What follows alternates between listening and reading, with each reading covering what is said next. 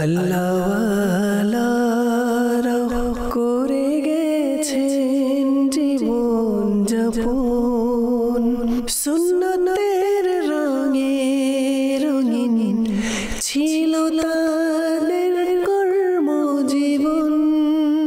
আলহামদুলিল্লাহি রাব্বিল আলামিন ওয়াসসালাতু ওয়াসসালামু আলা সাইয়্যিদিল মুরসালিন।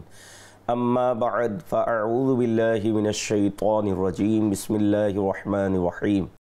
আসসালাতু ওয়াসসালামু আলাইকা ইয়া রাসূলুল্লাহ ওয়া আলা আলিকা ওয়া আসহাবিকা ইয়া হাবিবাল্লাহ।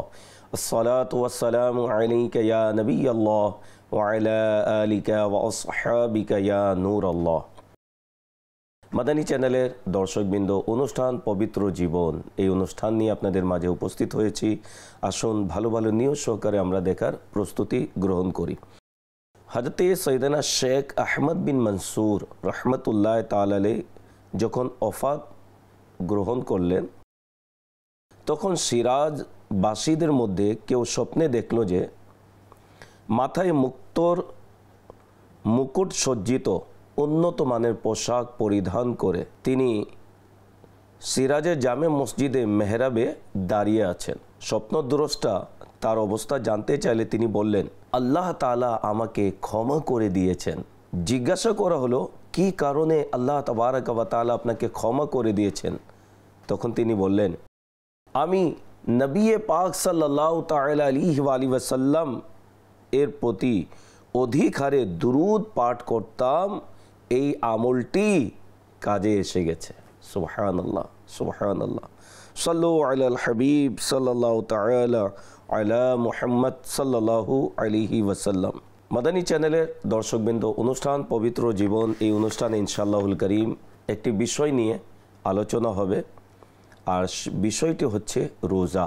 রোজা মানুষকে বাহ্যিক ও অভ্যন্তরীণভাবে পরিশুদ্ধ করে। বাহ্যিক পরিশুদ্ধতা এবং অভ্যন্তরীণ পরিশুদ্ধতা অর্জন করে যে ব্যক্তি রোজা রাখে, যা কোরআন ও হাদিস দ্বারা স্পষ্টভাবে প্রমাণিত। রোজা মানুষকে বাহ্যিক ও অভ্যন্তরীণভাবে পরিশুদ্ধ করে। যারা রোজা রাখে তাদেরকে বাহ্যিক পরিশুদ্ধতা, অভ্যন্তরীণ পরিশুদ্ধতা উভয়টি নসিব হয়, যা কোরআন ও হাদিস দ্বারা সুস্পষ্ট প্রমাণিত।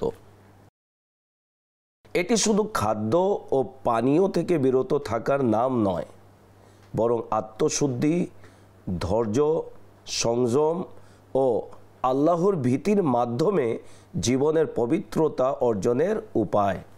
আমরা মনে করি অনেক সময় যে না খেয়ে থাকা, এটার নামই রোজা। পানাহার ছেড়ে দেওয়া নির্ধারিত সময়ে, এটার নামই রোজা।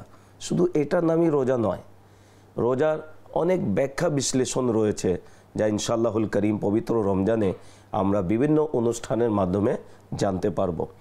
তো রোজা শুধু খাবার দাবার থেকে বিরত থাকার নাম নয়, বরং আত্মশুদ্ধি, ধৈর্য, সংযম ও আল্লাহ তাবারাক ওয়া তাআলার ভয় ভীতির মাধ্যমে জীবনের পবিত্রতা অর্জনের উপায় রয়েছে। রোজা মানুষের জীবনের পবিত্রতা কিভাবে আনে? আসুন কোরআনুল করিম এই বিষয়ে আমাদেরকে বলেছে। আল্লাহ তাআলা ইরশাদ করেন, ইয়া আইয়ুহাল্লাযীনা আমানু কুতিবা আলাইকুমুস সিয়াম কামা কুতিবা আলাল্লাযীনা মিন ক্বাবলিকুম লাআল্লাকুম তাত্তাকুন।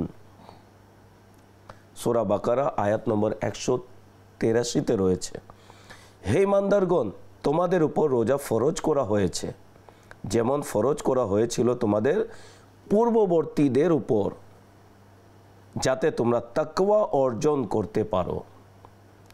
রোজা রেখে তাকওয়া, পরহেজগারিতা, আত্মশুদ্ধি, হৃদয়ের পরিশুদ্ধতা অর্জন করতে পারো। তাকওয়া কাকে বলে? তাকওয়া অর্থ হলো ক্ষুধাভীতি ও গুনাহ থেকে দূরে থাকা। রোজা মানুষকে গুনাহ থেকে বিরত রাখে এবং আত্মশুদ্ধির সুযোগ করে দেয়। দেখবেন যারা রোজা রাখে, আলহামদুলিল্লাহ, পুরো রমজান মাস রোজা রাখে, গুনার দিকে মনই ধাবিত হয় না। মানুষ ইবাদত, রিয়াজাত, নামাজ, রোজা, কোরআনুল করিমের তিলাওয়াত, গরিব মিসকিনদেরকে সাহায্য সহযোগিতা করা, অর্থাৎ দিন রাত ইবাদতের মাধ্যমে তার অতিবাহিত হয়, এই রোজার বরকতে তার মন মানসিকতা শুধুমাত্র ইবাদতের দিকেই থাকে, মসজিদের দিকে থাকে, কোরআনুল করিমের দিকে থাকে। বিদায় রোজার মাধ্যমে আত্মশুদ্ধি অর্জন হয়। রোজা আমাদেরকে ধৈর্য ও আত্মসংযমের শিক্ষা দেয়। কোরআনুল করিমে আল্লাহ তাআলা ইরশাদ করেছেন, সূরা আজ-জুমার এর 10 নম্বর আয়াতে আল্লাহ তাআলা ইরশাদ করেন, ইন্নামা ইউওয়াফফাস সাবিরুনা আজরাহুম বিগাইরি হিসাব। নিশ্চয়ই ধৈর্যশীলদের প্রতিদান পরিপূর্ণভাবে দেয়া হবে হিসাব ছাড়াই। তো যারা রোজা যারা রাখে তারা ধৈর্য ধারণ করে, তো আল্লাহ তাবারক ওয়া তাআলা তাদেরকে পরিপূর্ণ প্রতিদান তাদেরকে দান করবেন। এবং আল্লাহ তাবারক ওয়া তাআলা ইরশাদ করেন, আস-সাওমু লি ওয়া আনা আজজা বিহি। রোজা আমার জন্য, এর প্রতিদান আমি নিজেই। আল্লাহ তাবারক ওয়া তাআলা হাদিসে কুদসির মধ্যে ইরশাদ করেন, রোজা আমার জন্য আর এর প্রতিদান আমি নিজেই। অর্থাৎ রোজাদারকে আল্লাহ তাবারক ওয়া তাআলা তার দিদার দ্বারা ধন্য করবেন। সৌভাগ্যবান ওই সকল আশিকানে রসুল যারা মাহে রমজানে রোজা রেখে থাকে। আলহামদুলিল্লাহ, কয়েকদিনের মধ্যে ইনশাআল্লাহুল করিম মাহে রমজানের চাঁদ আমরা দেখব। তো মাহে রমজান আসার পূর্বেই আমরা রমজানের প্রস্তুতি গ্রহণ করি। এমন একটি মাস আমরা পাচ্ছি যে মাস আমাদের জীবনকে পবিত্র করে তুলবে। এমন একটি মাস আমরা পেতে যাচ্ছি যে মাস আমাদেরকে আল্লাহর সাথে মিলিয়ে দিবে। এমন একটি মাস আমরা পেতে যাচ্ছি যে মাসের সম্মান যদি আমরা করি, যে মাসে রোজা যদি আমরা রাখি, যে মাসে আল্লাহকে পাওয়ার জন্য তার আনুগত্য করে, তার হাবিবের আনুগত্য করে যদি সেই মাসের দিন রাত ইবাদতের মাধ্যমে যদি অতিবাহিত করি, সেই মাস আমাদের জন্য নাজাতের ওসিলা হবে, জান্নাতে যাওয়ার মাধ্যম হবে। আর সেই মাস হচ্ছে রমজানুল মুবারকের মাস। হে আশিকানে রসুল, আশিকানে রমজান, প্রিয় ইসলামী ভাইরা, মাহে রমজান অতি সন্নিকটে আগত। আসুন না সেই মাসকে আমরা স্বাগত জানানোর জন্য প্রস্তুতি নিই। তাকে স্বাগত জানানোর জন্য প্রস্তুতি হচ্ছে আপনি মাহে রমজানে কোন কোন ইবাদতে নিজের সময়কে অতিবাহিত করবেন।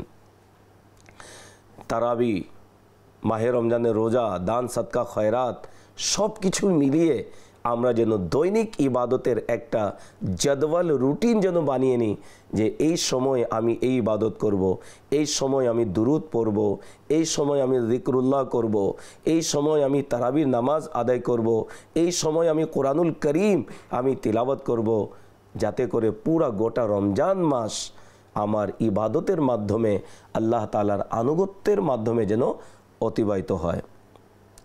রোজা মানুষের ধৈর্য ধারণের ক্ষমতা বৃদ্ধি করে। এতে রাগ, লোভ, অহংকার ও খারাপ অভ্যাস দূর হয়, যা জীবনকে পবিত্র করে দেয়। তো যারা নিজেকে গুনাহ থেকে বিরত রাখে, আল্লাহর নাফরমানি থেকে বিরত রাখে এবং যাদের মাহে রমজানের বরকতে গুনাহ ক্ষমা হয়ে যায়, তারাই সফলতা অর্জন করেছে।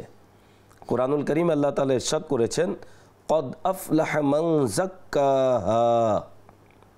নিশ্চয়ই যারা নিজেদের পরিশুদ্ধ করে তারা সফল হয়েছে।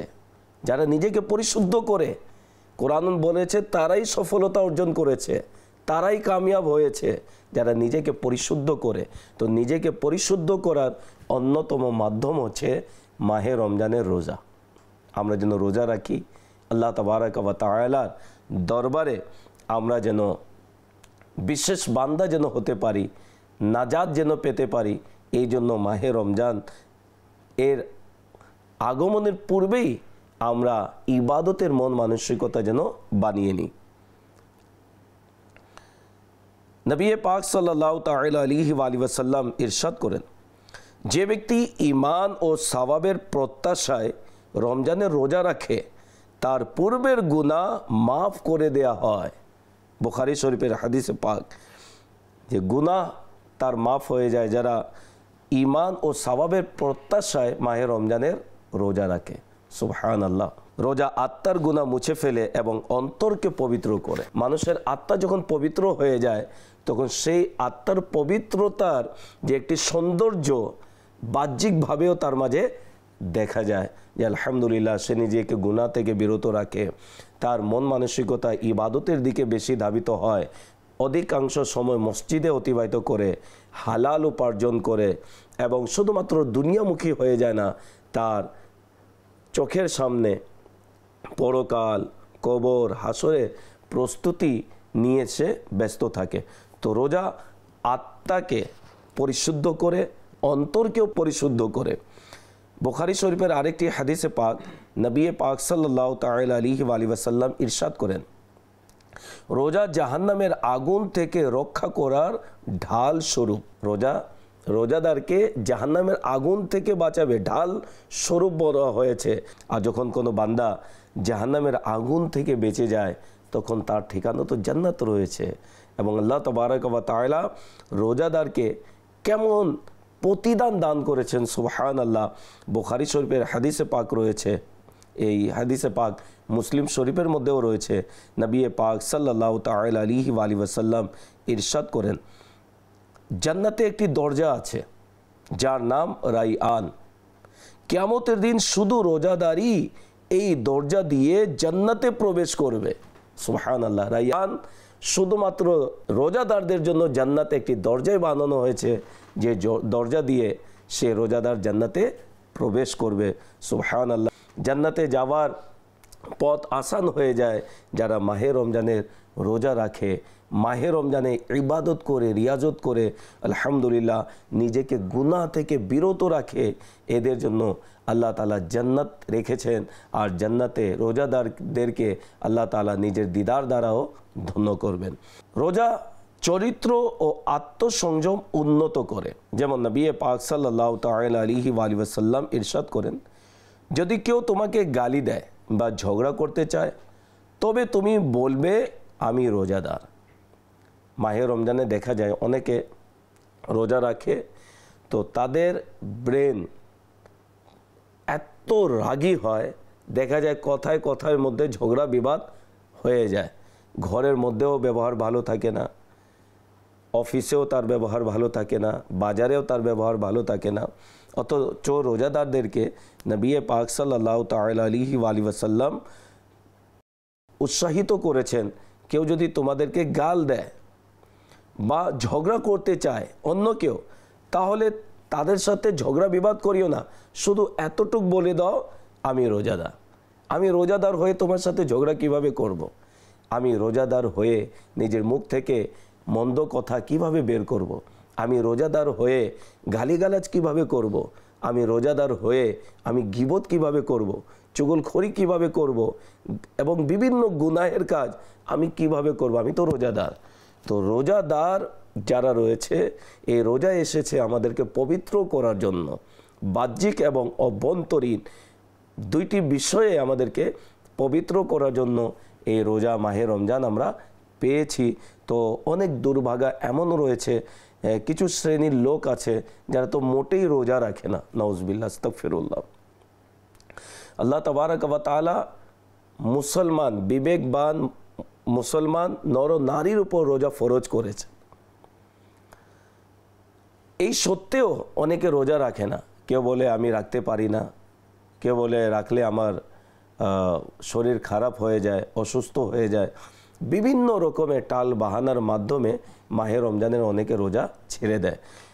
আল্লাহ তাবারক ওয়া তাআলা রোজা আমাদের উপর ফরজ করে আমাদের উপর এহসান করেছেন, দয়া করেছেন। আল্লাহ তাবারক ওয়া তাআলা রহমত করেছেন, এমন একটি মাস আমাদেরকে দান করেছেন। আল্লাহ তাবারক ওয়া তাআলা সাইয়্যিদিনা মুসা কালিমুল্লাহ আলা নবিয়িনা ওয়া আলাইহিস সালাতু সালামকে ওহী করলেন, হে মুসা আলা নবিয়িনা ওয়া আলাইহিস সালাতু সালাম, আমি উম্মতে মুহাম্মাদীকে দুইটি নূর দান করেছি। একটি হচ্ছে নূরে কোরআন, একটি হচ্ছে নূরে রমজান। তো আল্লাহ তাবারক ওয়া তাআলা আমাদেরকে রমজানের নূর, কোরআনের নূর দান করেছেন। আর এই নূর অন্তরের অন্ধকারকে দূর করে দিবে ইনশা আল্লাহুল করিম। মাহে রমজান পাওয়া সত্ত্বেও যারা রোজা রাখে না, এবং বিভিন্ন বাহানা করে থাকে, মাযাল্লাহ আস্তাগফিরুল্লাহ।